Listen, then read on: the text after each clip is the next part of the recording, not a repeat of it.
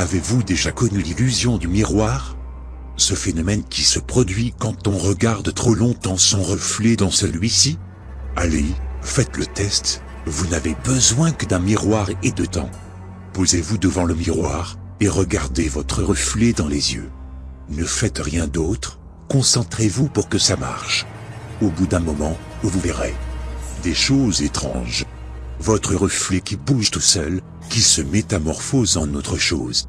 Les scientifiques s'accordent à dire que c'est une réaction normale. Quand le cerveau s'ennuie, qu'il n'y a aucun stimulus cérébral, il va s'amuser à en créer. Et c'est de là que viendrait ce phénomène.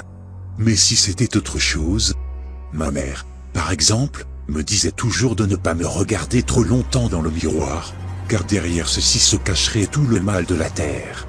Elle était très vague là-dessus, mais à ce que j'ai compris, derrière les miroirs pourrait se trouver un autre monde, une dimension parallèle, peuplée des êtres les plus vils et malfaisants. Pour simplifier, si nous étions Dr Jekyll, derrière chaque miroir se tiendraient nos Mr Hyde.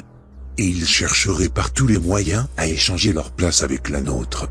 Et si jamais fixés suffisamment longtemps les miroirs leur permettaient d'atteindre leur but, peut-être que certains ont réussi. Peut-être que c'est ainsi que les serial killers, violeurs et autres psychopathes seraient entrés dans notre monde.